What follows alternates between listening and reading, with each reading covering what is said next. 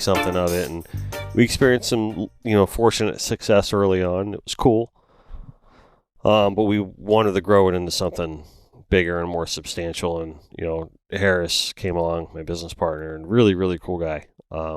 And like a no pressure kind of thing. You know what I mean? It's like you just be yourself, do your thing, and, which is great for me. And like around 3 years ago, we were going to talking about him coming into the business. He was like, "Oh, we'll just invest in DFAS." We called it Dennis Friel Art Studios, DFAS. And I said, "All right, well, I have this idea for this podcast." And he's like, "What's a podcast?" Yeah. I was like, "Well, it's I paint a lot, and you get tired of listening to music a lot, and the same thing over and over sometimes." And it's like I started listening to podcasts, obviously Rogan and a few others, and I started thinking this would be cool to do one of these. And we were out in Coral Springs at the time, so you can imagine most of my customers, they're out here, or they're in Miami or Jupiter or Palm Beach and stuff like that. So when they would drive all the way out to Coral Springs to the Everglades, basically, we always made a joke and say, "Oh, sorry, thanks for coming to our Everglades studio."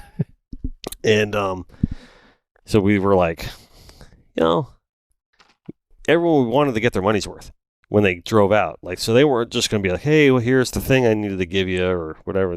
Just be there for 5 minutes. Like, it took me an hour to get here. I'm going to hang out and talk to you for a while. So I would have the best conversations with people. And we work with a bunch of interesting people. You're talking about, like, this is why I wanted to have you guys on the show today. You're talking about people who just make their living on the water. They're not in a cubicle. They're out and they're following their passion. They're following their dream, and they're making a living out of following their passion. And this is a big thing of what the show is about, is to spotlight people who are doing that and following their natural path in life. So we figured, let's start a show. We were thinking about what to name it, and we thought, the Live Well, it might be a cool one, but it was too fishing based because I didn't want it to be all about fishing, right? So I wanted to be broader than that. And my wife was like, "Well, everyone that's coming on the show, how are they connected to you?" I thought about it. I'm like, "Well, water." She's like, "Well, name it that, Connected by Water." I said, "Oh, that's great. It's great." So I called Harris. I said, "Hey, I got a name for the podcast." And he goes, "That's great." And I said, "No, but I want to name the whole company that. Let's just start a new company. Let's scrap DFAS and we'll just start Connected by Water." And that's how Connected by Water was born. So it was born from an idea of it's like goes beyond just art. And lately our thing has been the 7 C's. So, and I mean 7C, the letter C. Okay. Right. Okay. So it's to see if I can remember them, because we just kind of came up with this. So I've been trying to memorize this. So it's creativity, culture, conservation, coastlines. Oh my God, I'm getting stuck. You're gonna need like a little cheat sheet. I have it on my phone. I'm trying not to look at it. It's creativity, culture, coastlines, conservation, clean water, culture, community. Charity? Charity, there you go. We got to throw charity in there. Charity would be a good one. Hold on, I got it here. Maybe Let the me see. 8 C's. Let me see. Let me bring it up here. So it is. Put my glasses back on because I'm an old man now. Right? Community, connection, culture, coastlines, conservation, creativity, and clean water. Those are the 7. Nice. So that's what the show's about, right? So, and which that's why you guys are here, because you guys check a lot of those boxes, right? I want to start off the show by introducing you guys. All right, and to my right here is Will. Right, across from me is Tally. Yep. And Brad. Yes. Right. So, and you guys are from behind us in Sands Harbor, right? And you guys run an interesting business, right? So, what's the name of the business? So what we're talking about is Thresher Aquatics. Okay. That's the nonprofit. I drive the boats over there. Gotcha. So I kind of bounce between both of them, 2 part-time jobs. All right. So the Thresher Aquatics is not behind us here now? No. Okay. Where is that? All over. We go out of Pompano, we go out of Boynton, Okay. we go to Bimini, we go down to Key Largo. Mm-hmm. So yeah, we travel to dive, but we are local. Yeah, very cool. Yeah. Very cool. So I want to welcome you guys to the Connected by Water podcast, powered by Joey Cardi Chrysler Dodge Jeep Ram, and fueled by our very good friends at Papa's Pilar Rum. remind us never to be a spectator, and you guys are absolutely not spectators. You guys are making it happen. Yep. I want to also mention our Starbrite program here. And every week we are pledged to Starbrite that we want to focus and spotlight on do-gooders in our community. And, the real reason that we are working with them is because we believe in coastal conservation. But as we just said, community is also one of our 7 C's. Mm-hmm. And we are working with Starbrite. We're working with Derek Redwine and Corey Redwine, our good friends up in Merritt Island area in Indian River Lagoon. And they're really, we explain on the show many times, they're very much coastal conservation minded. And we are rewarding the do-gooder of the week, hashtag do-gooder, on our show. So awesome. Yeah. So it just so happens that you guys are our do-gooders of the week. So appreciate it. Yeah. So, and we're going to get into why. So I want those of you who are hearing the fact that we're announcing them as our do-gooders, and I want you guys to listen to this episode and figure out why. Inside of you're going to get the boat wash, you're going to get the degreaser, it's like $200 worth of stuff in this bucket. So congratulations to you guys. But before I really, really congratulate you, I want to kind of get into why we're congratulating you.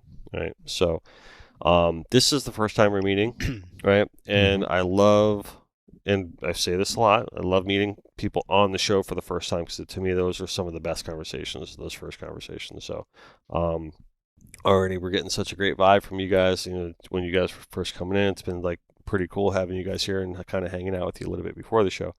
But we didn't really get into the Thresher Aquatics stuff. Mm-hmm. So why don't you guys tell me a little bit about it? Sure. Go for it first, Brad. Yeah. Okay. So, excuse me. It is a 501c nonprofit, and we do adaptive scuba, which is taking people with disabilities scuba diving. So yeah, that's what we do. For me, being in the dive industry for a long time, it's a really, really cool niche that I didn't really know that existed until I did. And once I found it, it was a no-brainer. Depending on what you get into, whether it's spearfishing, tech diving, photography, right? Everybody's down there for a purpose. And, looking for a challenge, looking to kind of break the mold.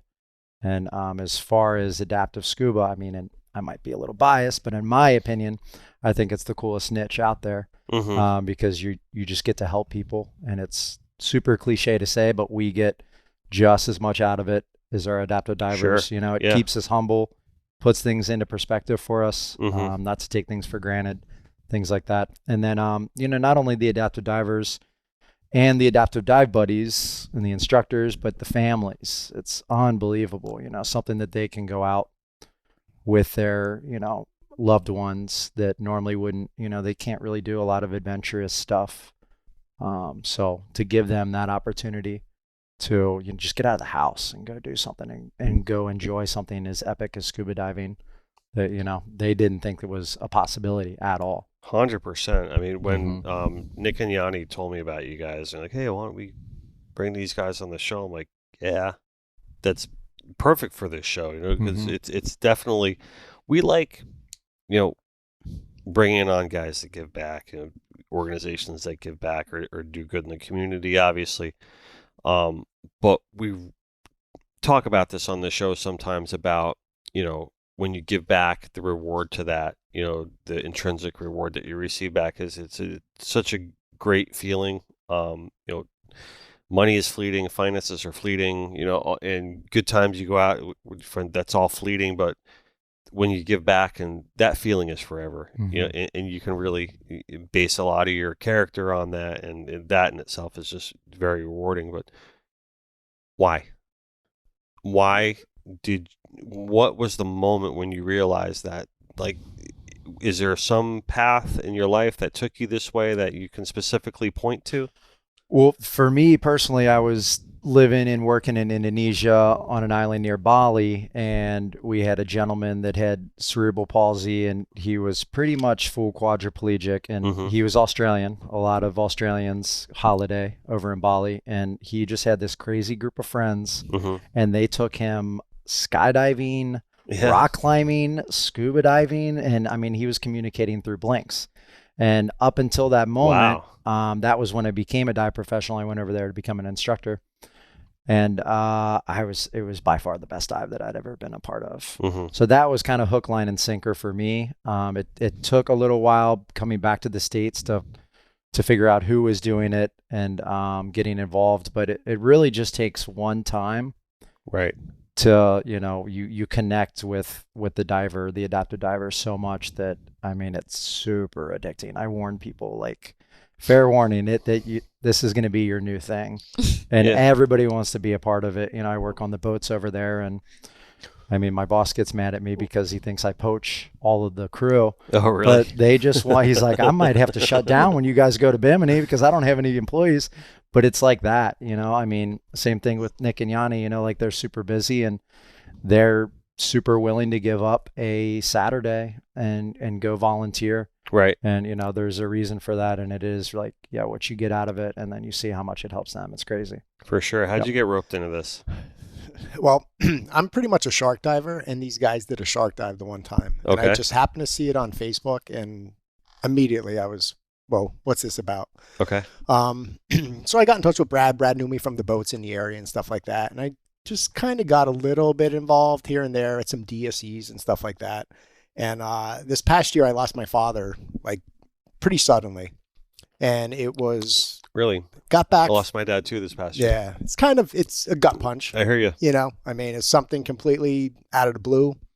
I was out in Mexico. I had to come back, like, in the Pacific. We got back. I luckily got to see him. Mm-hmm. Got back down here after the funeral and stuff, and kind of got with these guys again. I was kind of getting more involved, and I went over to Bimini with them, and I met a girl named Lauren, and she was just super excited about a shark dive in Bimini. Mm-hmm. And just getting up to pair with her, and it was just kind of the way everybody talked about my dad and, like, how many lives he impacted and stuff like that. And it was just like, it just worked out at that moment, and just seeing the joy on her face over just like one shark dive. And unfortunately we got kind of blown out with the weather, but we got that one dive in, and it was like her entire weekend was made just by that. And so seeing that reaction from her, it just, it's hard to even put into words. You just kind of feel it and stuff like that. Sure. So it just,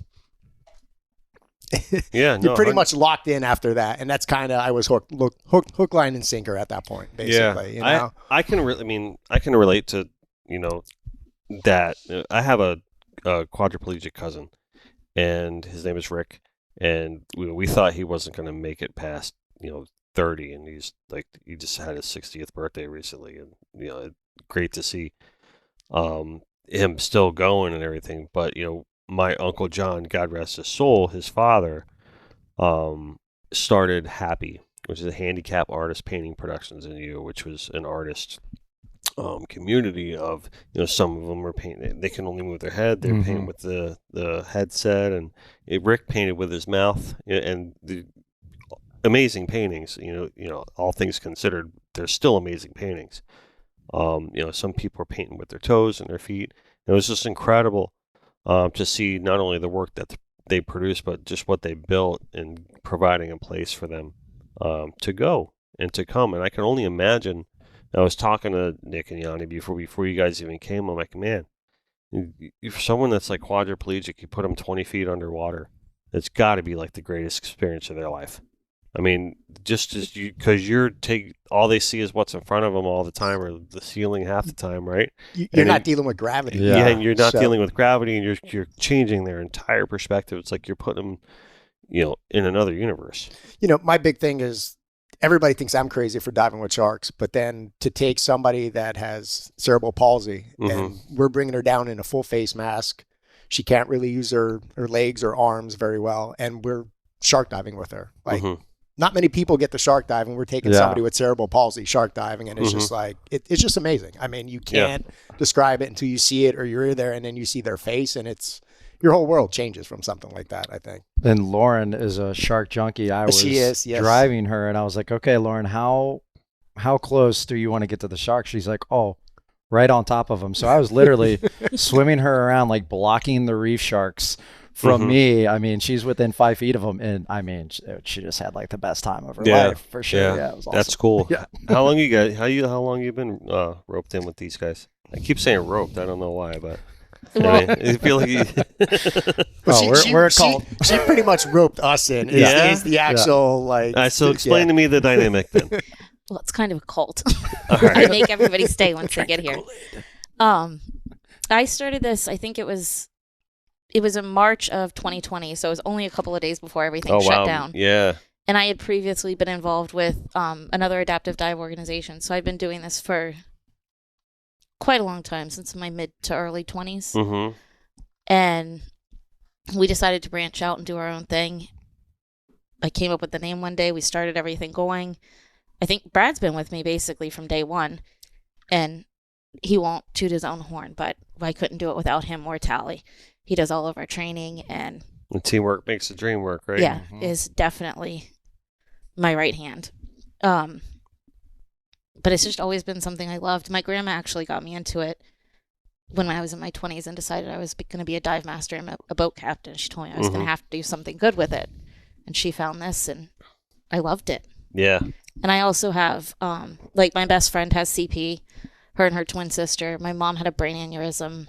My dad and grandpa had PTSD, one from Vietnam, one from World War II. And I also have a niece with CP. So disabilities are kind of a big thing in my family and life. And it's just so much fun to go out and see everybody. Like, there's not a trip, and I was trying really hard not to cry today.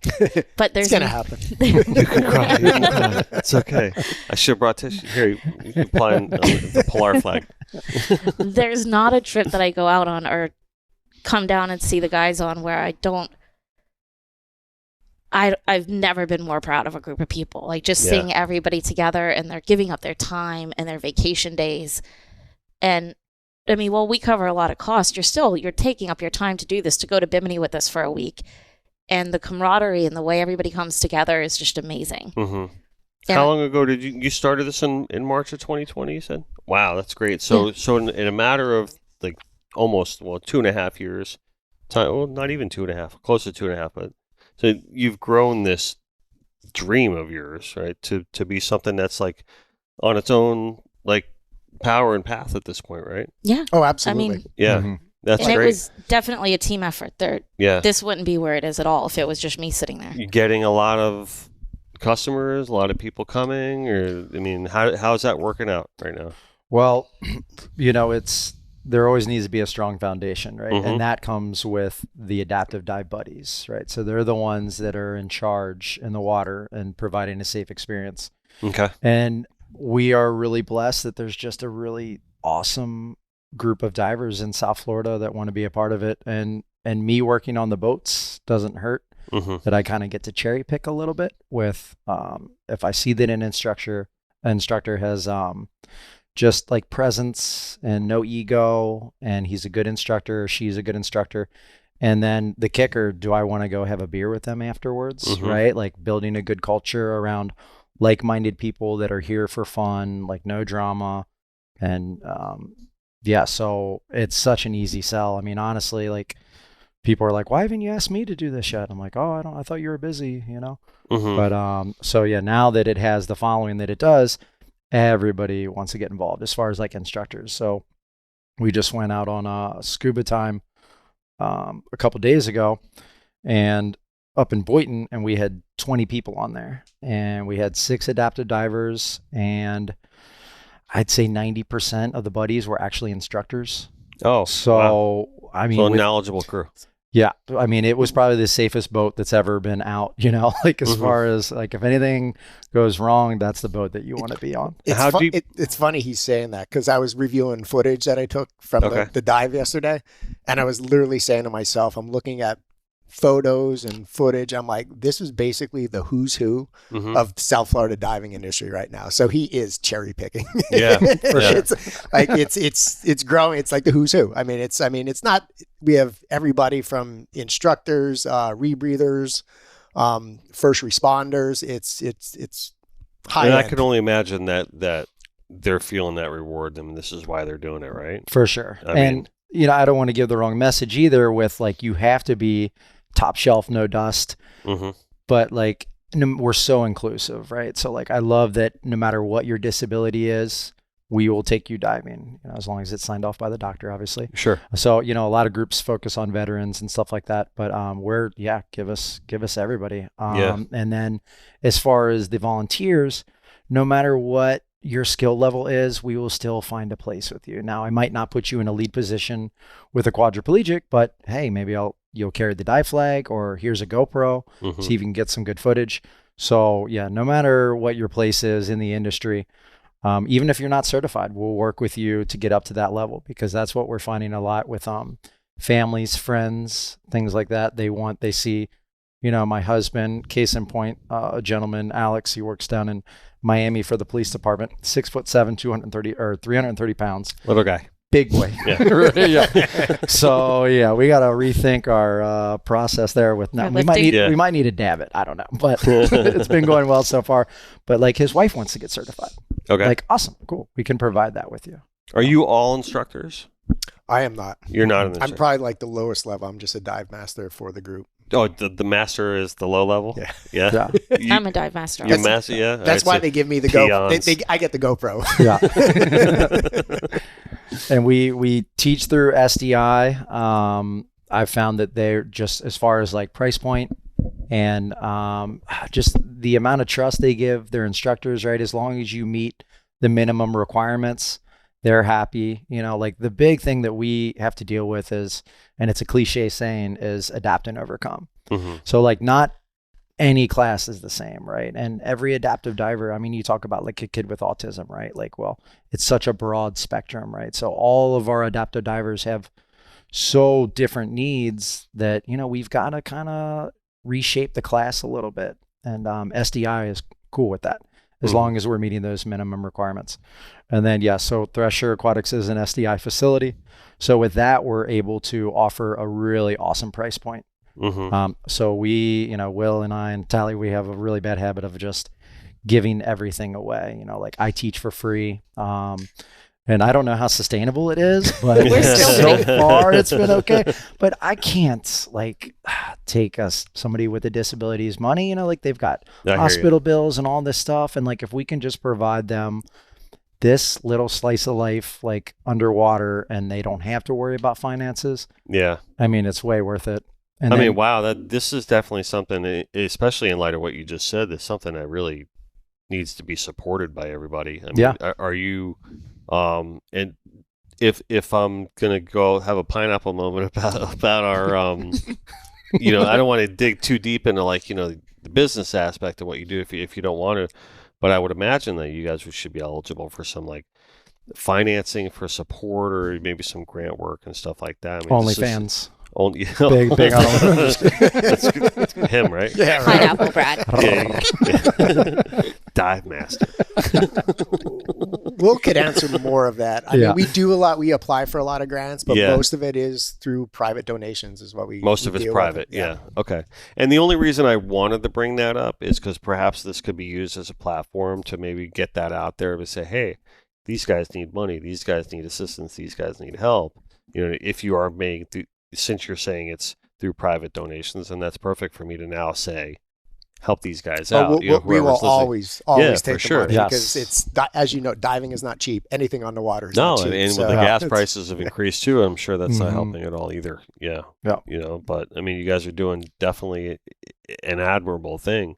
And just from meeting you guys before and talking to you now, it's like, I'm not surprised that you're now saying I'm not really taking money from them, and so it's outstanding, but still, not sustainable it is, just like you said. So if you're going to continue to do this, and you guys are going to need some help, and we want to help support that in any way we possibly can. So thank you. Absolutely. That'd be great. So take me through a little bit of like how deep are you diving with them? What are the kind of the ergonomics of this? Yeah, so it's really not that different than normal scuba. Okay. They're gonna do the same academics. Okay. Right. So now the way the world is e-learning, right? The days of the textbook and classrooms are long gone, right? So, but once again, with SDI, we're able to get really cheap, I don't want to say cheap, inexpensive e-learning codes, which is great. So they're going to go through that course, and then same standard supply. I mean, if it's somebody in a full face mask, I mean, take them like a 20-foot dive or like a 30-foot dive. I mean, we'll start with the confined water. Yeah. Right? Yeah. So what's it? You doing any pool dives with them? That's like what we stuff call like that? confined Yeah. water. Okay. Yes. Well, I know you're scuba certified, right? Yeah, but I haven't been down in a long time. We'll work on that. But yeah. Yeah. So. But it's baby steps, right? So yeah, Right. they go in the pool, and then most of the time, the next dive will be like Tiger Tail Lake or Blue Heron Bridge, and we'll slowly build them up to depth. But we do nice and shallow stuff. We're so blessed here, and Bimini too, that there's just killer reefs around, and Bimini, they've got the Sapona wreck, which is right. above water and in water wreck, which is great. But yeah, we're definitely not like hot dropping down to 120 feet. We're keeping it safe. But what's the big deep one on Shipwreck Park? I mean, Lady Luck. The Lady Luck. Yeah. Yeah. I don't So know if anyone's going down there. Yeah. So that's like that's in my 130, notes isn't it? too. Yeah, 130 to the sand. Yeah. But yeah, that's in my notes because Shipwreck Park are amazing, and they're doing they're helping with Wahoo Bay. Okay. It's wahoobay.org, and Thresher's actually one of their sponsors because very cool. Yeah, they're going to They're make doing it great things with Wahoo Bay. awesome. I'm glad you brought that up because Yeah. I do want to talk about that. I was just at the 75th anniversary gala for the Chamber of Commerce, and Tommy DiGiorgio was there, who's one of the head guys at Wahoo Bay, and they did a feature on it.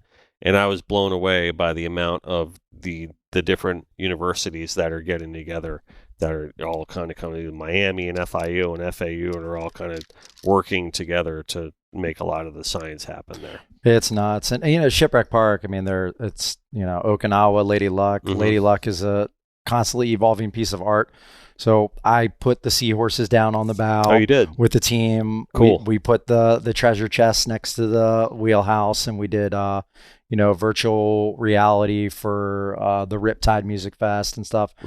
And I deal the poker for the underwater Lady Luck poker tournament. So I've been involved with Shipwreck Park a long time, just because Jeff Terode, who owns the boats over there, is a big part of it. So them stepping up and doing Wahoo Bay, I mean, you live in this area. I mean, what a waste of real estate. And to turn it into something cool, I mean, not only for kids and education, but what we're going to love about it is it's going to be completely accessible. Right. Which will be awesome. I mean, it'll definitely be tidal, just like Blue Heron Bridge. You got to go slack, high tide. Right. It's shallow, and I think it's going to be accessible by a lot of young kids who, this might be their first experience putting on a mask and a snorkel even. And the buoys are still there. We put the buoys down a couple months ago, and when I say we put them down, thinking about screwing in your umbrella in the sand, that's how we put the buoys in, with just like 3 divers swimming it around as deep until we couldn't do it anymore. And they're all still there, which is awesome. So yeah, it's definitely a long haul project. I think it'll be boat access in the beginning, and then eventually they'll build up the land part of it because it is kind of limited parking. But I mean, what a cool thing for the city.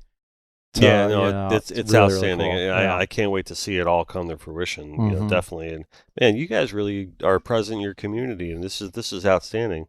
And present in the underwater community. I mean, doing a lot of good there. I want to ask you guys, right? And before I say anything, I come in peace. All right.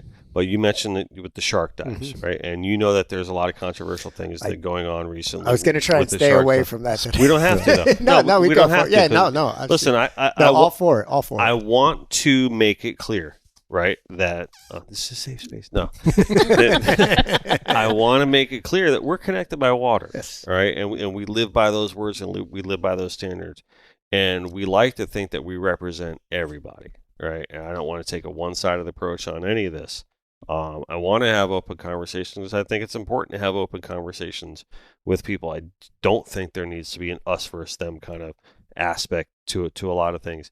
I think that conversations about things like this are healthy, right? Because there's no doubt that there is a different type of shark issue going on for anglers, and whether you believe in fishing at all or not, that's another story. You know what I mean? But there's also, there's other sides to it that you may see as well. So I want to, at the very least, we always say that this is a fishing show that's not about fishing, because primarily we're bringing on fishermen, but we're making an effort recently to bring on more divers because we are connected by water. We want to bring on more surfers and more paddleboarders and just more people that live life on the water in other ways. So I do want to open up the floor to you and allow you to say your piece. I really have no, like, I'm not going to say I have a piece to say. I just think we all need to look at it from the same angle. As a diver, I get to see the underwater world. As a fisherman, you get to only see the top side of it. Mm-hmm. And a shark may be taking what you're trying to catch. And one of the things that I kind of always lean back on is, a healthy shark population is a healthy fish population. When you're fishing and you're fishing for, let's just say tuna, for instance, Mm-hmm. you catch a tuna, you're trying to fish for tuna. You hook a tuna, you are now essentially fishing for a shark. It's the same concept. It's just you're kind of trying to reel that in faster. So the shark, because you have a bait out there. Mm-hmm. It's just now you caught a shark by accident, even though like you were shooting for a tuna. Does that make any sense? You know, like if you're putting a jig in and you're trying to. There's no doubt though that in recent years, like the last 3 years, it's gotten a lot worse. Now, when you say that, because I had this conversation with Brad yesterday, actually, are you saying down here or in this area? In this area specifically? In Jupiter down to the Keys. Well, that was the one thing that I thought about when I had this conversation with Brad yesterday, actually. Right. I know people say, "Oh, worldwide shark populations are going to be depleted." Well, that may be true in other areas, and there might be other reasons why. But when we bring up the shark issue here, it's mainly Jupiter is what we're talking about. Jupiter's the worst part of it. Okay. Yeah, yes. definitely, for sure. And that's where a lot of the controversy would come in, I would say. But Brad mentioned that years ago we had a large shark population down here, I believe. Mm-hmm. And I think they were feeding down here at the time. Were you saying maybe, possibly, or no? Maybe. I don't know if they were feeding the sharks or whatever, but there was a large shark population down here at one point. Okay. If I go out diving right now, I'm not seeing the same African pompano, tunas, black groupers, gag groupers. Mm-hmm. I'll see them in Jupiter all day long. I don't see them on a dive down here. I also don't see sharks like I would in Jupiter. I think when you're in the Jupiter area, it's a healthy fish population and the sharks are there for the fish. It's a food source. I mean, you could look to other things too, like the regulations that were put on some of the shark long lining. Some of the other regulations of they lifted the sandbar regulations and different things like that as to direct timeline aspects of those very coincidental, like that's when the shark problem started arising. So there are other aspects to it rather than I think just following the food. Some people wanted to bring up the shark divers and stuff like that. I don't really subscribe to that personally. Everybody's their own thing, and I totally understand. I get how people can say, "Oh, it's learned behavior," and they want to come and they're with the plastic bottle thing or whatever to bring sharks around and stuff like that. They're known. They're coming in for vibration. 100%. It's the vibration, all that. That's what they're coming in for. I don't think that's increasing. Well, my point is, I don't think that's increasing shark populations because feeding sharks isn't necessarily going to breed sharks. I don't think feeding shark is increasing the population. I think when I go out in the Jupiter area and there's like say 3 to 5 shark boats out there. Right. I'll go out on a weekend and I'll see 50 to 60 fishing boats.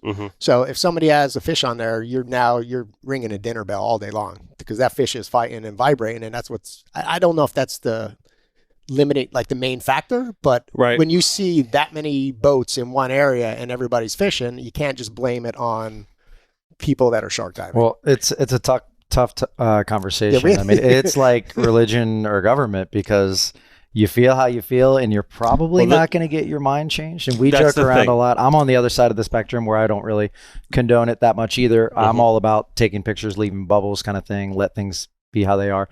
Now, keep in mind, I am a hypocrite because although I don't promote it, we have done an adaptive dive on it. So, but yeah, I joke with Tally saying, yeah, we used to see sharks and pompano all the time. Now they're all getting hand fed up in Jupiter. We don't see them anymore. But I mean, it's tough to really sift through the science and the facts, and there's always it's like COVID, right? There's you're hearing different things from different sides. You don't really know what to believe. All I can know is anecdotally what I see.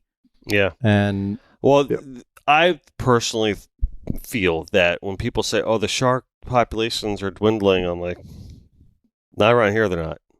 Not even remotely close. And I can tell you firsthand as an angler and other anglers it was never gotten sharked like this before. I'm talking, you're lucky if you're going to bring home 25% of your catch now. And it used to never be like that. I mean, there used to times when I was a kid, maybe once as I was a kid, got sharked by something. But now it's like every time you go out. It's that severe. It's a hot topic, and honestly, something's got to give. I mean, I will say that the fishing industry has been way more prevalent and a longer history in Jupiter. And now with multiple shark diving boats out there, something's got to give. I don't know if it's going to be with legislation or just fishermen going out and shooting sharks, which is really, really sad.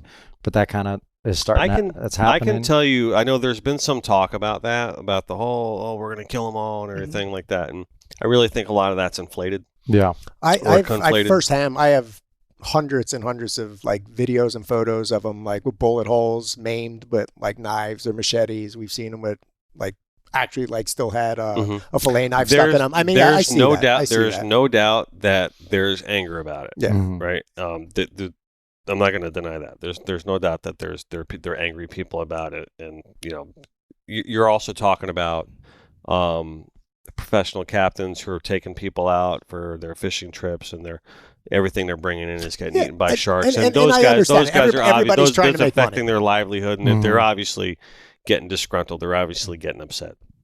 I can tell you right now, for this shark tournament that everyone's trying to be in, everything has been approved by NOAA and the FWC, and I've seen conversations, I've been in conversations, people talking about how, we're going to follow the strict letter of the law and everything that's required of us. We're only going to take what we're allowed to take. I think it's only allowed to be bull sharks right now for this tournament. I saw that change. And everyone is going to be like, no, we're not going to. They don't want to do anything wrong in this tournament because obviously they know they're being watched, number one, right? And number two, they're trying to make a point to their cause, and trying to understand, let people say, no, we do have a shark issue. And that's really kind of the point of the tournament in their eyes.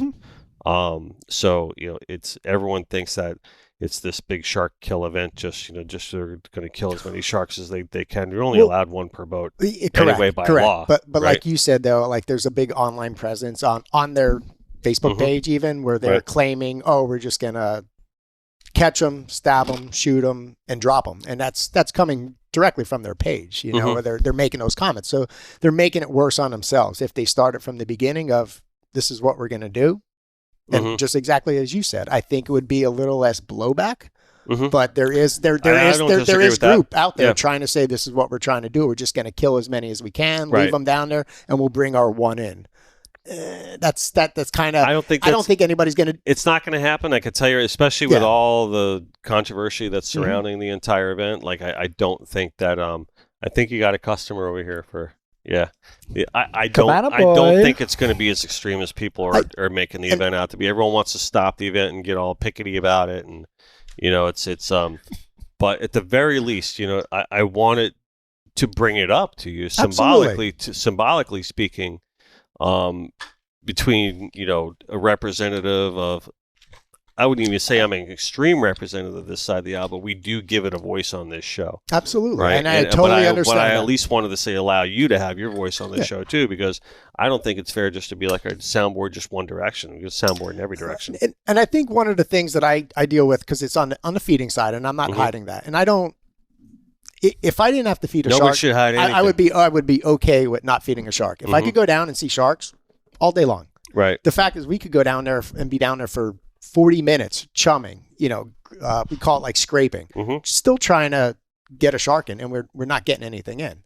When we do finally get one in, we're giving them like little pieces the size of this cup, if that. So it's not like we're sustaining their cycle. We're not feeding them. If it wasn't for us, it's not like they're going to just die off or something. We're not giving them that much. Meanwhile, if somebody's fishing and they get a tuna or something, I'll just say, and that shark hits that's a full fish. We're taking down maybe one full fish, and we might have a few different sharks. So I would prefer if people understood. Usually what I do is I will say, have you ever been on a shark dive? Come on a shark dive, see what it's like. Because people just think it's immediately you're just throwing fish out, chumming, blood all in the water, and it's nonstop feeding. It's not like that. It's not even close to that.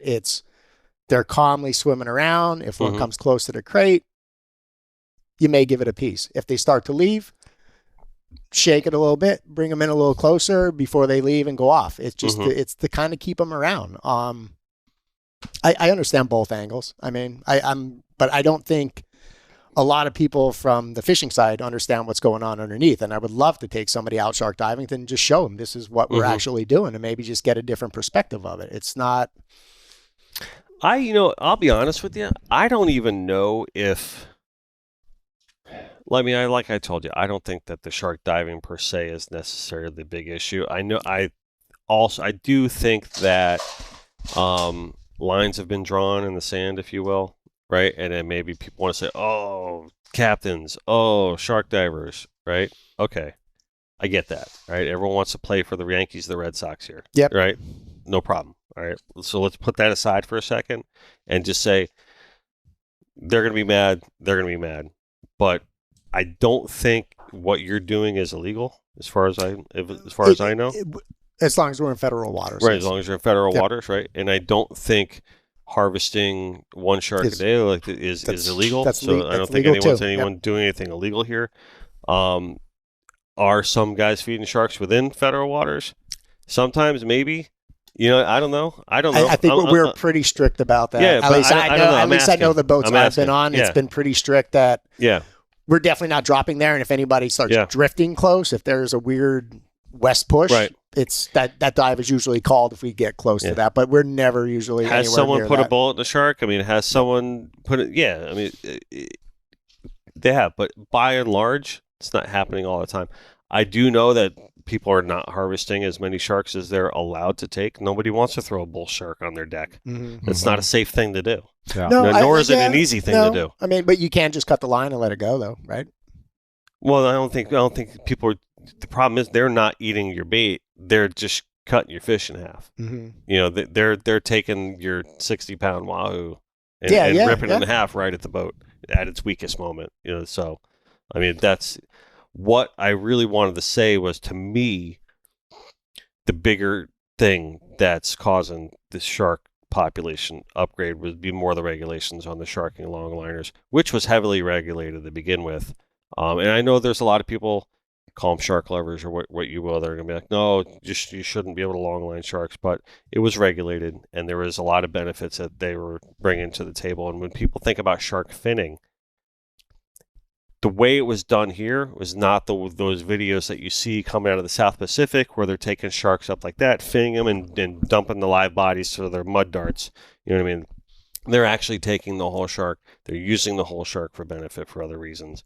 Yes, the fins, don't throw them away. You're going to use them, right, for whatever purpose. They could only be like 5% of the catch, though. Right. But real quick, I did want to make a comment on something. I heard you say a couple of times, like, the problem with how many sharks there are and they're taking fish and money from captains is, I think people are losing sight of the fact that that's their house that we're going into. So that's not your fish on the line. That's a fish that lives in the ocean. So technically, I mean, it's like if I come into your house and grab a beer, well, I don't belong there, really.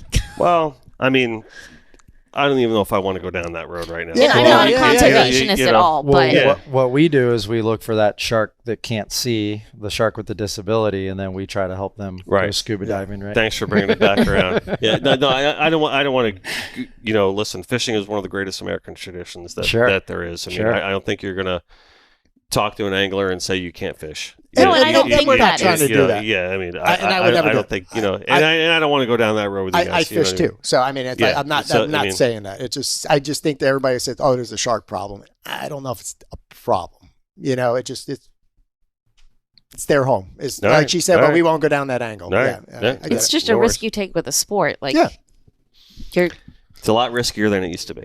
Yeah.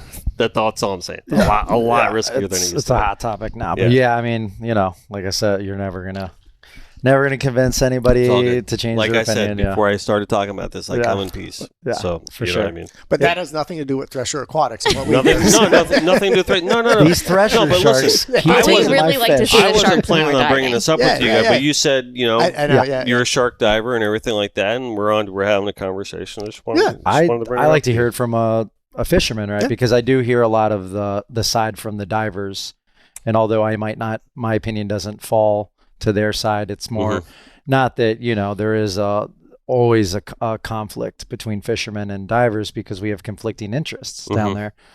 For me, it's, one love, kill them with kindness for sure. But it is, it's important that we all hear everybody's side so that, I agree. Hopefully we can meet somewhere near the middle, I just don't think, and ultimately my point is, I just don't think that the stances have to be as extreme as they are from both sides.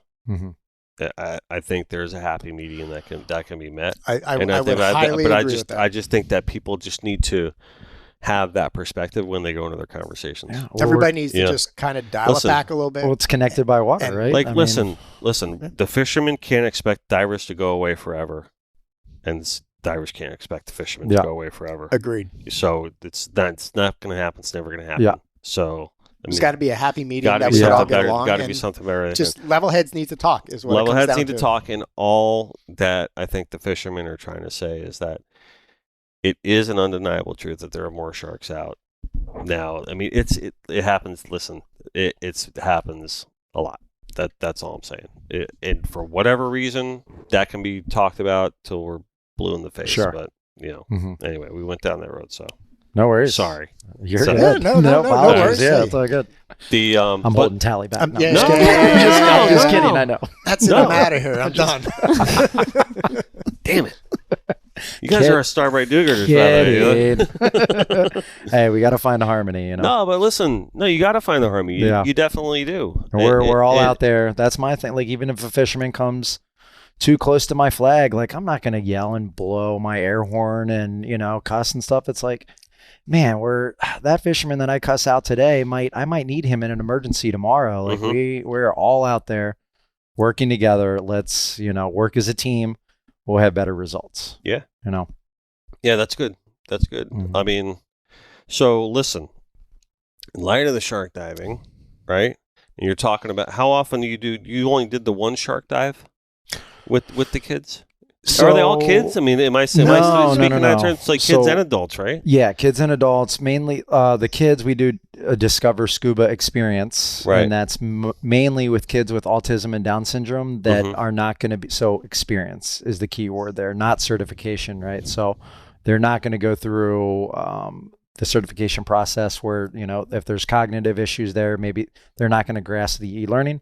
So we just take them on an experience. And that's a lot of the pool work. And as far as the adaptive diver goes, like that we're taking out into the ocean, that's young, old, men, women, whatever, Yeah. And it's a crazy eclectic group. Like if you look around, not only with the volunteers, but also with our adaptive divers, I mean, you want to talk about like cut from different cloth. Like, we got retired Air Force pilots. And then, we got this guy that was an Ironman that got into a bike accident, and, people that are born with their disabilities, people that got their disabilities from a car accident, things like that. So it's every walk of life. And as far as the shark diving goes, so we did the one with the hand fed up in Jupiter. And then we do in Bimini, we do a baited shark dive near the Sapona. There we go out with Neil Watson. He's pretty much runs Bimini right in there. I mean, we couldn't ask for a better partner to say. But it has to be an incredible experience for them to see that. Yeah, that absolutely beautiful animal. Yeah, right up. Listen, I paint fish for a living, and I've dedicated my life to recreating the marine species on canvas and stuff like that. You know what I mean? So, shark hater, no. You know what I mean? It's a beautiful animal. You know what I mean? But I'm not denying that at all. I mean, it's got to be a thrilling experience for people to see that in front of them. And we've been trying to do the hammerheads in Bimini too. While we're over there, weather hasn't played nice with us every time we've tried it. So eventually we'll get it in. Eventually, that's got to be a different thing. Oh, completely. Yeah. Take me through that. A hammerhead dive? Yeah. Have you done one? I've done several of them, yeah. Okay. But we haven't done them with the adaptive divers yet. So that's going to be a little more logistical. Is it much more aggressive than? No, that's actually what got me involved in shark diving. I'm originally from Pennsylvania, and I started diving just a few years ago. And I went on a hammerhead dive, and shark came in, took some bait, and kind of circled around and went off, and I was just puzzled. Yeah. Like, why is this shark not coming after me? Why is he not looking at me? They're very, very tame. Actually, on a feed, they're very, very tame. They're very skittish. They're usually. not tame on tarpon. Yeah, no, not at all. Yeah, absolutely not at all. But like, if a diver sees a great hammerhead, that thing is usually boom gone in another direction. Yeah. They're very mellow, but they're so beautiful the way they swim. They come in so gracefully and stuff like that. It's an experience. It basically changed my life seeing them. And that's how I got into the whole thing, at least with sharks anyway. But so we're trying to do that with the adaptive divers too, which is a lot more logistical because we got to kind of anchor on the bottom a little bit. And usually that time of year there's current. It's not smooth. When we go out, we kind of need it a little bit flatter just for transfers, getting them on and off the boat. Because if the boat's rocking and we're trying to get somebody up on top of the back platform, it makes it a little hard. It's a safety issue. So we just got to be careful with stuff like that. But all right. That's probably the wrong time for the boat rocking. Don't come knocking. Joe. Yeah, kind of. Something like that. Yeah. Well, and don't let the name fool you, although it is Thresher Aquatics, which is sharky, obviously, and Tally's a shark junkie. But yeah, we're not all about sharks. That's a very minor. Sure. I would imagine not. Yeah. You don't want to. A lot of it's training. A lot of it's just sightseeing. Tally's our social media director, so he comes up with awesome footage. And then conservation. Where there's a underwater pier cleanup down at Anglin Pier. Okay. I believe it's July 30th. It's the Saturday after mini season.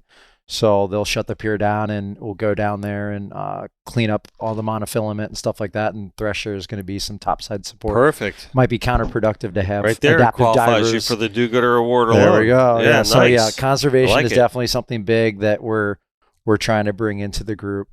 Because we got to protect it in what better way. I really think, though, in light of what we discussed a few minutes ago, I mean, that really is the common thread I think that we could all take out of anything that we do together. You want to bring things that bring us together rather than tear us apart, right? I think the conservation aspect is something everybody should get on board and usually does, especially those who are making a living on it. I mean, Bouncer Smith said it best, I think, on the last episode that we had him on.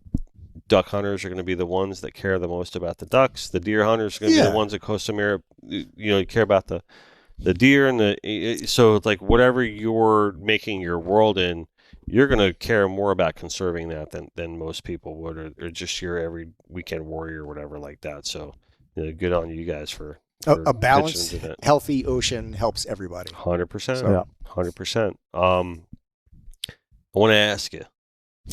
Is there one that really got you guys? What do you mean by got? Like in the feels. Yeah, I mean, it's emotional. It really, really is when we go on these dives, and it's you just got to let it out. I mean, it's funny. The girls joke about crying underwater, because it is such beautiful moments, and for me, the dive in Indonesia, but also we work with a gentleman named Larry Yates, and he's just, oh my gosh, he's incredible. And I think Nick and Yanni know him. Yeah, they're both smiling. And this guy, I mean, he takes like 3 buses down from West Palm Beach to Fort Lauderdale to dive in the pool for like a half an hour. He's so determined. And, so I took him diving at Blue Heron Bridge, and I helped with the certification. And, one of our things is definitely not holding hands, not coddling, right? That's not what we're there for. I like to let people figure out what their limits are and get that sense of accomplishment, right? Like, I did this on my own, right? Like, that's a big part of it for them. And one of the skills is remove and replace your BCD underwater. And I watched this guy struggle underwater, wrestling his gear for about 20 minutes. And I mean, it took every... That must have been tough to watch. Oh yeah, I mean, if you watched it from an outside perspective and didn't know what was going on, you would think we were just like we're torturing the guy, help him out, please, he's drowning. Yeah. And that's not the case. I would not dare grab that shoulder strap and help him, because how dare I take that away from him? So he was, for me, that sold like locally, like really, like just hit the nail in, like, all right, this is what I want to do, because watching this guy work and how, the resiliency is unbelievable. If I was in his position, I'd probably, I'd pity party with a bottle, but this guy's going out And, what these guys and girls do is incredible. And, there's adaptive everything. Will and I went up to Lake Worth and watched, I call it murder ball, but it's quadriplegic wheelchair rugby. Stop it. And these guys, they have got like custom steel chairs and they slam into each other. It's serious. It's nuts. I refused. They wanted to get me wheelchair in rugby. And people have a wrong impression of the word quadriplegic, right? So, you can be a full quad, which means that you're paralyzed from the neck down, but you can be a partial quad as well, which means that you just have problems with all 4 appendages, right? So these guys are still able to maneuver in a wheelchair, and it's nuts, man. Nothing for nothing. When I think quadriplegic, my cousin Rick is Full on. Yeah. He can't, he's got to move his wheelchair with the thing he blows into the left and the right. And some of our divers are too, for sure. And those are when you bring in the full face mask and stuff. But yeah, there's adaptive horseback riding, adaptive golf, you name it. One of our guys, he's doing the adaptive tennis. Tennis. But wow. You know what's so funny? And what I love about Thresher is because these guys are just slamming into each other in these chairs. It's insane. And I didn't even want to get in the chair. I'm like, you guys are going to kill me. And we tell them that we can take them scuba diving and they think it's the craziest concept in the world. Yeah. And they're like, no way I can go scuba diving. No way. I'm like, dude, what you're doing now is way more dangerous and challenging than what we're going to take you to go do. And so really if you have an open wound, that's going to disqualify you, right? But besides that, and then seizures. Yeah. But besides that, we will take you diving. It really, no matter. It's so great what you guys do. In a trach, we haven't figured out the trachs yet. Trach would be tough. Yeah. We've even I love that you said yeah. Yeah. Well, that is the key. Cat batted around the idea of a dry suit with somebody we have a kid, Justin, who's got open wounds that's really wants to go, but obviously putting him in a wetsuit and putting him in the water, the wound isn't going to be happy. But yeah, we've even talked about putting him in a dry suit, but that's pretty kind of shooting from the hip there, but wow. We've talked about it, so we'll see. Wow. Yeah. Fabulous work, guys. Thank you. Yep. Thank you. Will hates me now. Why? Cut her off on the whole shark dive. Oh, I don't care. Come on. Listen, connected by water, right? Yes. That's what it's man. all about. Totally. Right? And so, we're not hiding from anybody. No, and I'm not shy about it. So yeah.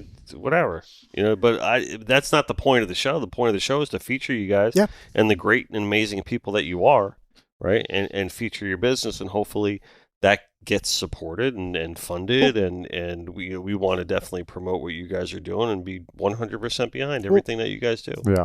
One thing I want to make clear, because you said business a few times, and obviously we are a business, but we are a nonprofit, and your organization. Yeah, for sure. I'm glad you clarified. Yeah, but everybody that works, we're technically all volunteers. Mm-hmm. So everybody works another, they have their average 40-hour, 50, 60-hour work week. And on their time off, their weekends, their vacation days, they're doing that time to help us out, to help take the adaptive divers off. So it's not like everybody just collecting a paycheck over here. It's we're doing this in our spare time is what it is. So 100%. And collecting paychecks in other places. And collecting paychecks, So you guys all have full-time jobs? Every one of us, yep. So you guys all have full-time jobs. Yep. And you're doing this in your own time. Correct. Mm-hmm.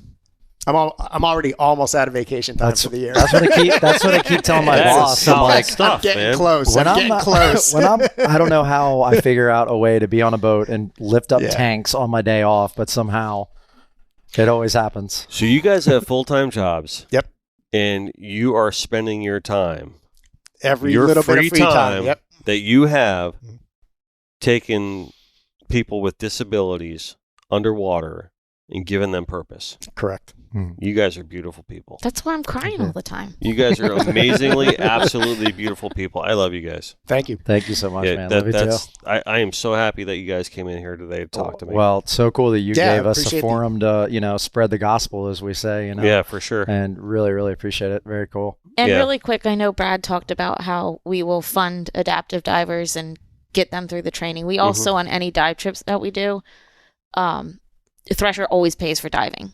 Okay. We never allow finances to be an issue for somebody. The only thing that we kind of require or ask is that you bring $20 for a tip. Other than that, we pay for everything when it comes to diving.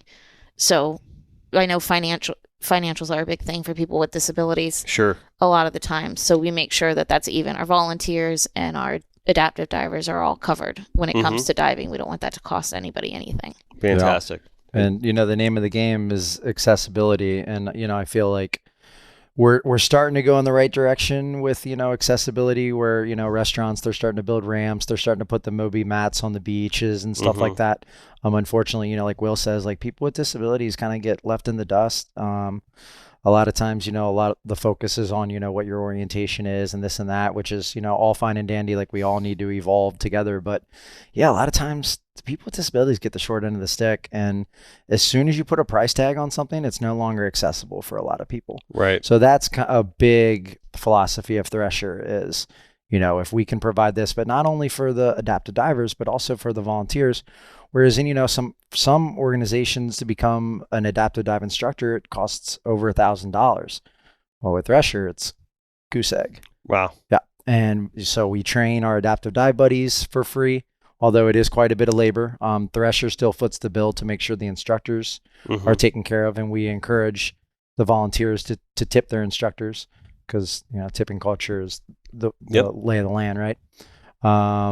But yeah, that's one of my favorite things about it is because we're not linked to a dive shop, right? So we're not trying to profit at all from any of our volunteers, any of our adaptive divers. We don't really want a dime from them. Yeah, I don't sense all. that from you guys at all. And my big thing, and it's Thresher philosophy as well, is like you only get what you give. And Right. it always ends up way more in our favor where if I don't charge somebody to take somebody on a dive or do a class, well, they end up making a donation that was more than I was going to charge them anyways. Most of the time it works like that with like paying it forward. And I feel like, that's a good kind of philosophy just for everybody to live their lives is, you only get what you give. And Correct. so it has been, so far it has been working very well for us.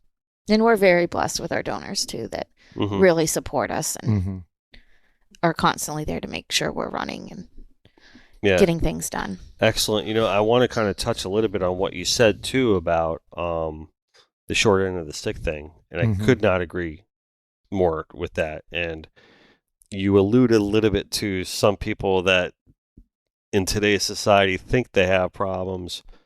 You don't know problems until you have these problems. Yeah. Right? Yeah. And I want to be perfectly clear about that. And we've always tried to support that here as a studio, as a business, as a podcast, as a show. We always try to bring on veterans, underprivileged, folks, and just we've brought on the Special Olympics athletes before, and awesome. just spotlight, listen, these people were not dealt the same hand that the rest of us were, and you want to make certain choices with your life and be a certain way, that's cool, and you want society to feel for you, that's fine, but listen, this is a different level of issue that's being dealt with, and you can't run from it and you can't hide from it. So God bless all of you at this table for trying to make their lives a little bit easier and a little bit more fulfilling and a little bit more purposeful. So lot to be said for that. No. Well, it helps. We're a fun group, though, too. Yeah. All right. People like hanging out with us. They do like hanging out with us. Well, am I getting too serious over here? Don't make it weird. Damn it, Tally. Trying to have an Oprah moment with you guys. God damn. I think the hell's going on here? Yeah. No, but appreciate the sincerity. I mean, for like, sure. but on that line though, like even our last trip to Bimini, like so there's some dive organizations, they go on trips and they go do the dive and buddies go this way, adaptive divers go that way. We're out in Bimini with them, we're out at the restaurants, Shacks, a bar or something like that. And we ended up picking up a couple that was, one of the girls had living with a disability, saw us, we got to talking. She came out and did a stingray thing with us, and now she's going to be one of our adaptive divers. She's going through the process again with her and her fiance or boyfriend. I don't remember. Fiance, I think. Yeah. So it's just like we're just being out and about. We're picking up people that way because we're all inclusive. It's not like everybody's separating or something like that. So. Right. Very good. Yeah. And I mean, so And the response we get from other people too, like when we're over in Bimini, they're like, "What are you guys doing?" We're like, "What's up with all these wheelchairs?" Like, "We're going diving." They're like, "What?" Yeah. We did a beach dive the other day at Lauderdale by the Sea, and we went off at Daytona Ave, and me and 3 other people carried a young lady who can't walk in a sling all the way from the parking lot to the beach, which is sad that we have to do that it's not accessible, but we're going to get it done. We're going to adapt and overcome. We had a great dive, and on the way out, standing ovation from, probably 50 people on the beach, just like, yeah, this is awesome. So it's really contagious. Sure. And it's, when other people see it, it's kind of like conservation, right? We're like, okay, going underneath a pier and cleaning up some monofilament, is that, that's a Band-Aid on an artery. The whole goal is to like kind of push the thinking Well, I forward, think I was going to say, I mean, a lot of beach cleanup, a lot of coastal cleanup, and different things like that. A lot of leading by example moments, and I think they're more symbolic than anything. Yeah. Obviously, you're not even making a dent hardly when you're doing something like that. But I think it's more the awareness that gets raised.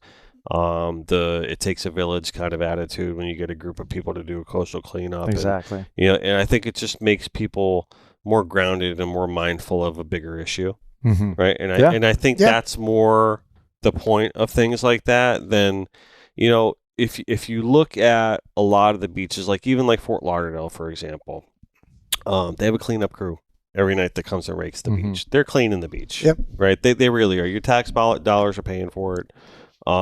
But that doesn't mean they're getting everything. It's probably impossible for them to get everything. But I think when groups go out, it's just the symbolism of it all.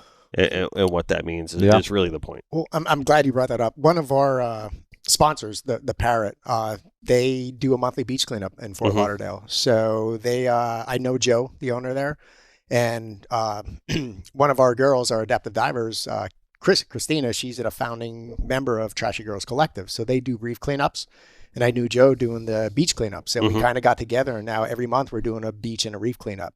So it's just kind of cool that I started with them 2-3 years ago doing this, and now all of us are all on Thresher now too. So it's again like the kind of connected by water. So we're all connected now, and Joe's making these shirts for us. Perfect connected by water moment. Yeah, definitely. So he's making shirts for us now just to raise a little bit of money for us to go on diving trips and stuff like that, and sell them at the bar. And we're doing monthly beach cleanups and reef cleanups. So yeah, very cool. So. I want to also say there you brought up reef cleanups. And there's no doubt that the reefs need our help. Like the reefs are in trouble. Some people want to point to fishing. I don't think that's the issue. I think the bigger issue, to be honest with you, 100%, is pesticides, right? And all the HOA neighborhoods and the people come and spraying their coastlines, it gets into the canal system, comes out, spills right out into the inlet, spills right out through our sewer ways and everything like that, goes right onto the reefs. We see it in the algae blooms and everything more, on the West Coast, especially, and up near the St. Lucie River and the problems that we've been having too. So that is another common ground we can all kind of agree on. I think that's a bigger, that's probably the bigger problem than anything. I would absolutely agree with that. Yeah. The beach renourishment projects, I mean, the beach per square foot is worth more than the reef as far as tourism. But so, I don't know what the answer there is, but I do know. I can tell you next episode, we're going to have our local representative congressman, Chip LaMarca on. Okay. And he is really the biggest proponent, I would have to say, in the entire state for doing beach restoration projects instead of setting aside tax dollars to make sure that all happens too. So we're going to have him on too.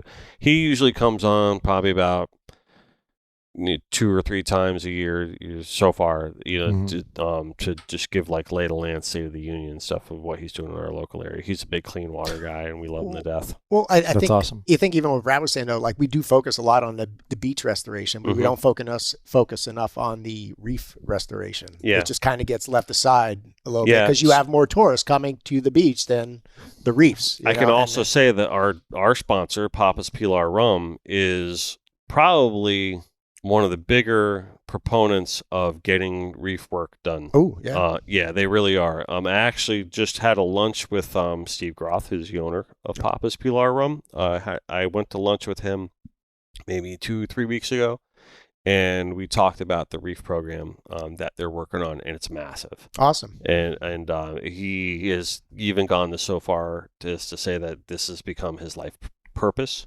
Is to getting this done, and it's going to run it all the way out to Jupiter, all the way down to the Keys, and That's awesome. yeah. So Well, if there's any way Thresher could get involved, Yeah. we'd love to do something 100%. like that Yeah. too. So, yeah, definitely. People We're going to need realize- everyone's support. If there's not For a sure. reef, there's not a beach. Yeah. You know, so it's 100%. like, come on. Yeah, so I mean, what is it? 2%? I mean, I don't care what side of the aisle that your politics are on. You can't deny that. Yeah. And I think everyone's going to be in agreement that needs to be restored and Yeah. and resurrected. We work with the Reef Institute and Dr. Charlie Gregory. Yeah, I know that. Yeah, and he's figured out a way to rebirth coral, and and he's going to be getting involved in that project as well.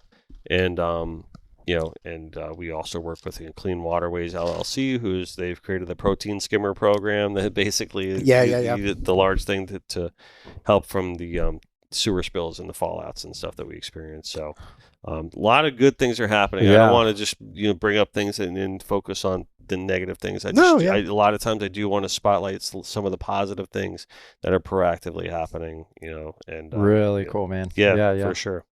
But I think we're all moving in the right direction. I think so. Yeah. Yeah, I think so. It's just it's going to take more. Yeah. It's just going to take more. But I don't want to say we'll get there. That's not a guarantee. You know what I mean? We always have to look at conservation in this regard. There's no goal. There's no finish line. It's an ongoing thing. It's a life-changing thing. You're just going to change the mindset and says to move forward in that mindset forever, rather than just saying, oh, "Okay, we've cleaned the beach. We've reached our goal." You know what I mean? It's a continuation. It's never going to happen. Yeah, and every little bit helps, but it's a continuous process, is what it is. Yeah, for sure. So how do people find out and contact you and get involved with you? What's the best way? So Facebook, Instagram, what is it? We do website? have, phone number? We do have a website, thresheraquatics.org. Okay. It is being redone right now. Okay. So they can go there immediately. If they do want to get in touch with us, I would go to Thresher Aquatics on Instagram and just message us there. Is it at Thresher Aquatics? Yeah, at Thresher Aquatics. Okay. Yes. And we will get and they'll back get to you? They will get me directly. Okay.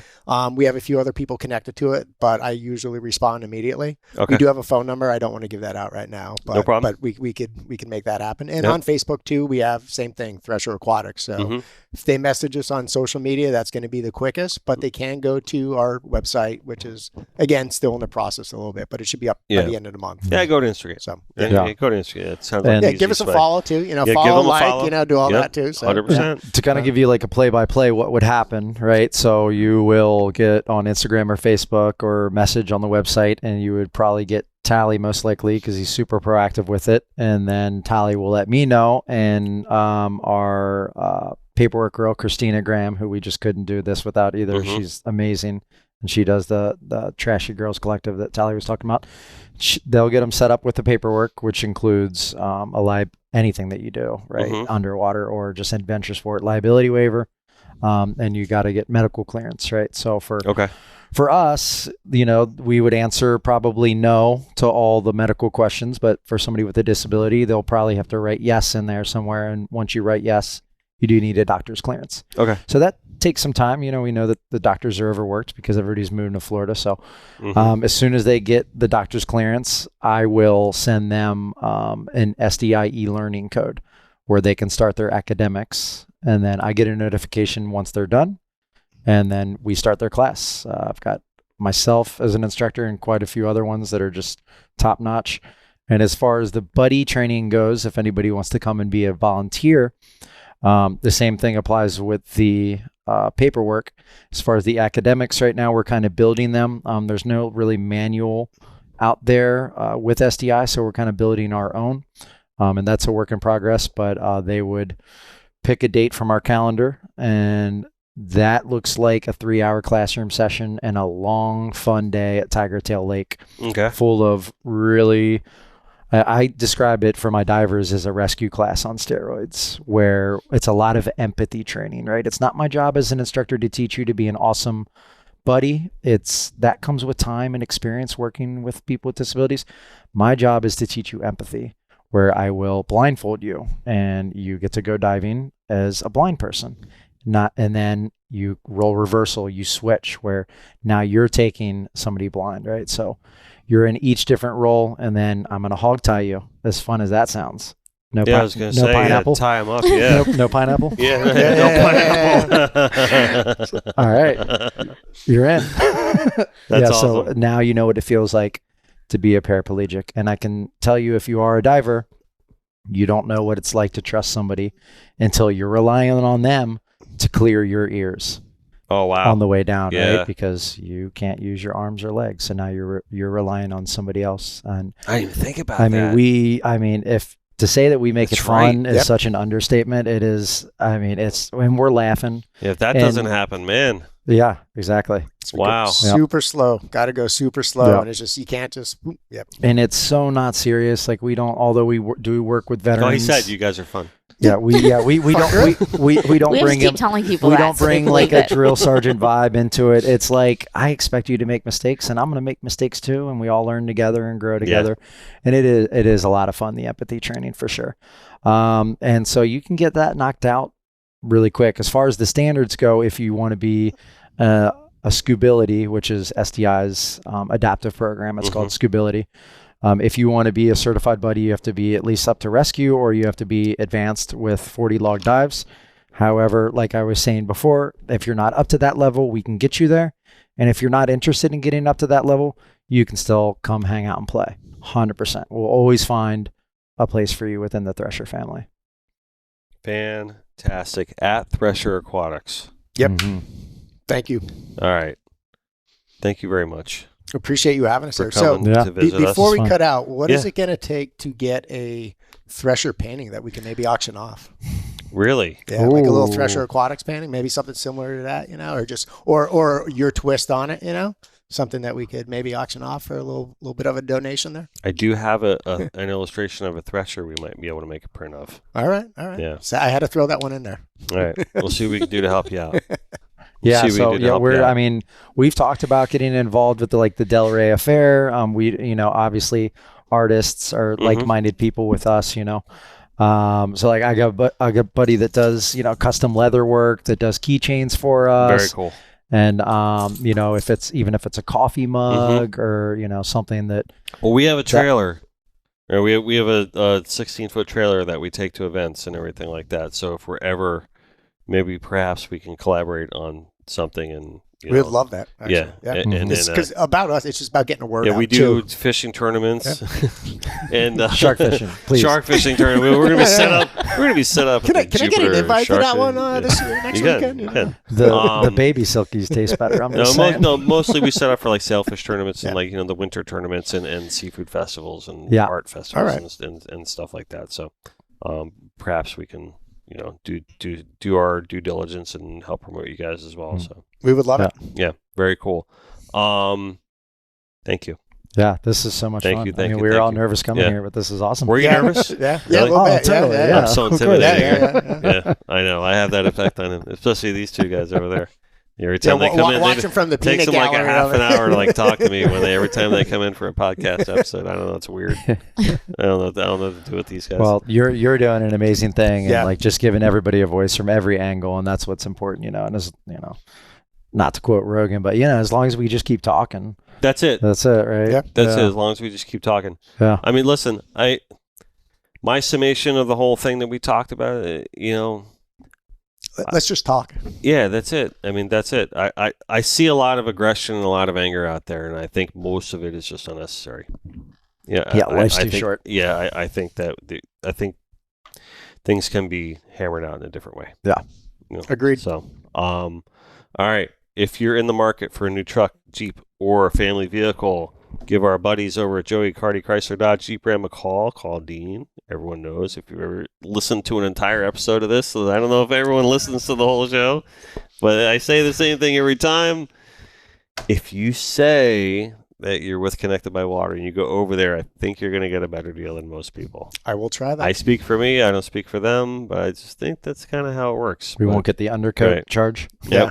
We've been drinking some Papa's Pilar. And this is my first one. This is your first time drinking Papa's Pilar. It's good, right? It's absolutely delicious. Yes. Fantastic. Listen, I might have to go to this more often now. It is direct from the Hemingway family, and they are keeping the Hemingway tradition alive. They remind you never to be a spectator. We subscribe to that theory. Be present in your community. So do they. Right? Awesome. Cheers. Right? Yeah, cheers. Thank you. For sure.